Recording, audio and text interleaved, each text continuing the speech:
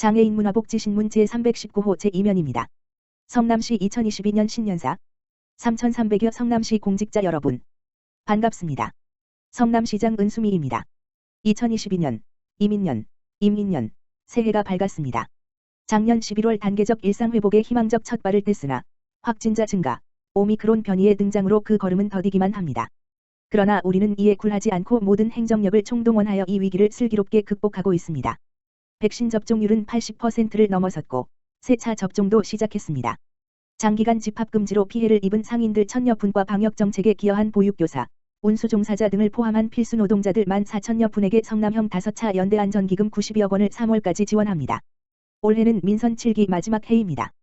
그동안 코로나19와 수많은 부침들이 있었지만 시민과의 약속이었던 136개 공약들의 추진율이 94%, 2021 9월 기준에 달할 정도로 우린 쉼없이 오직 열정과 집념으로 달려왔습니다. 이 모든 것은 직원 여러분의 헌신적인 노고와 시민의 신뢰 어린 협조로 가능한 일입니다. 이 자리를 빌어 진심으로 감사드립니다. 돌봄의 영역은 대폭 확대하며 사회안전망은 더욱 건실히 강화하겠습니다. 작년 7월부터 시작한 특수고용 노동자 및 예술인 산재보험료 지원 사업은 그 범위를 중소기업 1인 사업주 중 택배원, 대리운전기사 등 고위험 직종, 6종까지 확대하고 건설일용 근로자의 파상풍 예방접종비를 지원합니다. 택시 쉼터는 올해 상반기부터 재충전과 휴식의 공간으로 선보이게 될 것입니다. 고령친화도시 성남 새 개년 실행 첫 해인 올해는 고령친화도시 조성민관 T/F를 구축합니다. 이달부터 노인 치매 전담팀 및 상담 콜센터 운영을 시작해 수요자 중심의 맞춤형 원스톱 서비스를 제공합니다. 생리대 바우처 지원은 성남시 여성 청소년 전체 약 3,200명을 대상으로 확대합니다. 저소득층 및 무연고자분들이 존엄한 생을 마감할 수 있도록 공영장례 서비스를 이번 달부터 지원합니다. 자살 충동, 코로나블루로 인해 우울감을 갖고 있는 시민들께 온라인 자가검진을 1월 본격 도입하여 마음 상태를 점검, 그 결과에 따른 맞춤형 서비스를 제공합니다. 전국 최대 다함께 돌봄센터 32개소 확대 운영, 국공립 어린이집 이용률 40% 달성으로 공공돌봄의 역할을 더욱 강화해 나갑니다. 아동의료비 100만 원 상한제, 아동학대 공공화 사업을 지속적으로 추진합니다. 지난 12월 착수한 아동정책 기본계획 수립 용역을 4월까지 마무리해 우리 아이들이 온전히 존엄한 존재로 성장할 수 있는 아동친화도시 운영에 힘쓰겠습니다. 올해 1월 말까지 청년정책 기본계획을 바탕으로 연차별 시행계획을 수립합니다. 청년정책조정위원회와 3월에 출범할 청년정책협의체를 통해 청년의 권리가 실제 정책에 반영될 수 있게 하겠습니다. 미래 세대를 위한 굳은 약속, 2050 탄소중립도시를 실현시켜 나가겠습니다. 온실가스 감축 로드맵과 향후 10년간의 연차별 시행계획 수립을 올해 4월까지 마칩니다. 이를 통해 2050 탄소중립 비전과 더불어 실현 가능한 2030 온실가스 감축 목표를 설정해 부문별 사업별 세부 시행계획 역시 착실히 이행하겠습니다. 2020년 전국 최초로 환경교육도시로 지정된 우리시는 올해 환경교육을 특수학교 장애 학생들 380명에게 확대하고 환경교육시설인 스마트 그린센터를 올해 상반기 착공합니다. 아시아 실리콘밸리 성남은 대한민국의 미래를 열어가겠습니다. 게임 콘텐츠 특구로 지정된 판교 특구에 대한 7가지 규제 특례를 담은 조례를 지난 12월부터 시행하고 있습니다. 판교 콘텐츠 거리는 드디어 올 연말까지 조성됩니다. 이를 통해 대한민국 K게임 메카다운 면모를 보여드릴 수 있을 것입니다.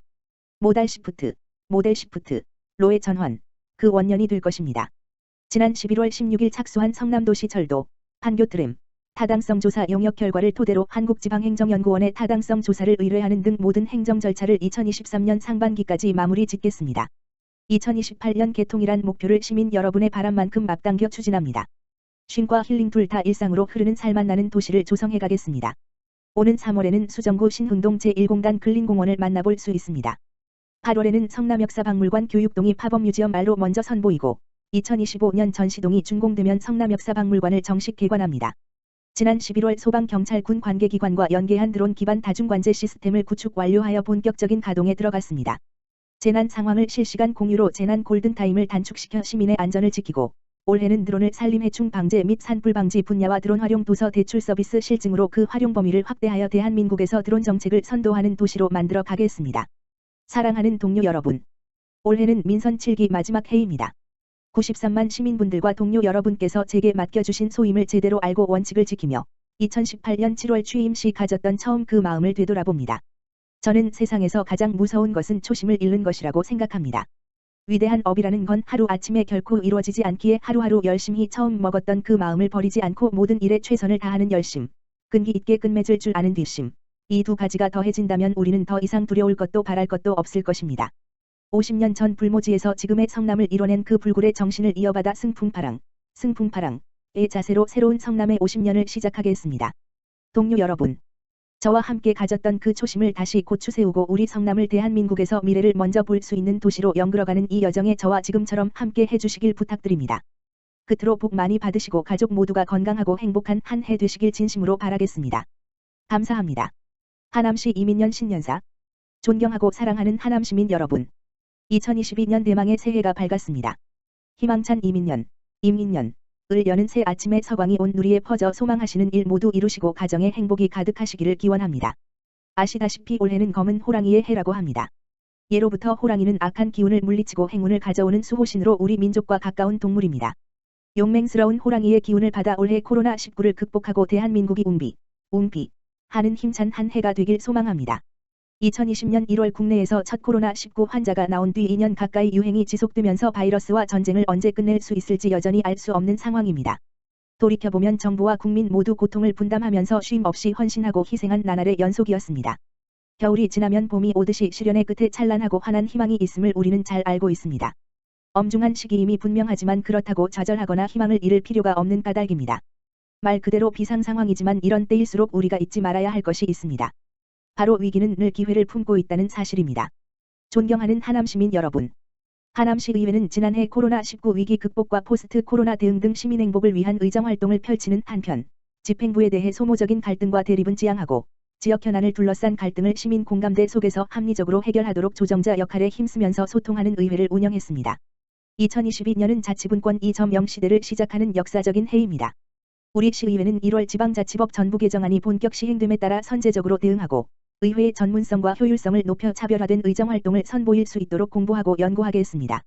대인호변이란 말이 있습니다. 가을이 되면 호랑이가 털을 갈고 아름다움을 더하는 것처럼 낡은 것을 떨쳐버리고 새로운 것을 창조해 나가기 위해선 혁신이 필요합니다. 하남시의회는 자치분권 2.0 시대를 맞아 변화와 혁신을 통해 시민의 삶을 변화시키는 자치분권 실현의 핵심 주체로 거듭나는 변함없이 시민 가까이에서 희망을 만들어가겠습니다. 아무리 추운 겨울도 결코 봄의 기운을 이길 수 없습니다. 호랑이와 같은 기세로 2022년 이민년을 우리 모두의 기회의 해로 만들어 갑시다. 새해 복 많이 받으십시오. 감사합니다. 이지스토리, 장애인 자립 위해 4천만원 상당 생활용품 기부. 미랄복지재단 기빙플러스, 본부장 김인종은 이지스토리 대표 최영찬 로부터 4천만원 상당의 물품을 기부받았다고 13일 밝혔다. 기부된 상품들은 생활용품 총 1,700여 점이다. 추후 기빙플러스를 통해 판매되며 수익금은 기빙플러스에서 일하는 취약계층 근로자들의 급여로 쓰일 예정이다. 미랄복지재단 김인종 기빙플러스 본부장은 코로나19로 어려운 시기임에도 불구하고 어려운 이웃과 온정을 나눈 이지스토리에 감사드린다며 기부받은 물품은 장애인과 다문화인 등 코로나19 상황에서 더욱 소외받는 고용 취약계층의 자립을 위한 마중물로 잘 사용하겠다고 말했다. 이지스토리 최영찬 대표는 이민년 새해를 장애인의 자립을 돕는 뜻깊은 일로 시작할 수 있어 기쁘다며 앞으로도 꾸준히 물품 기부에 동참하여 사회 곳곳에 도움이 되는 활동을 지속해 나가겠다고 전했다. 미랄복지재단 기빙플러스는 기업으로부터 새 상품을 기부받아 합리적인 가격으로 판매하고 수익금으로 취약계층의 자립을 돕는 CSO, 기업사회공헌, 전문 나눔 스토어다. 자원재순환과 장애인 일자리 창출 등 다양한 사회적 가치를 만들어내며 ESG 경영 실천을 희망하는 기업들의 기부처로 각광받고 있다. 이지스토리는 다양한 생활용품을 온라인으로 판매하는 가정용품 전문 기업이다. 1995년 창설된 카노그룹에서 2019년 독립법인으로 전환 후 생활용품 영역을 확대 성장시키고 있다. 카노 또한 지난 2018년 미랄복지재단에서 운영하는 장애인 일터 구실 스토어에 2천만 원 상당의 물품을 기부하며 장애인 근로자들의 자립기금 마련에 힘을 보탠 바 있다.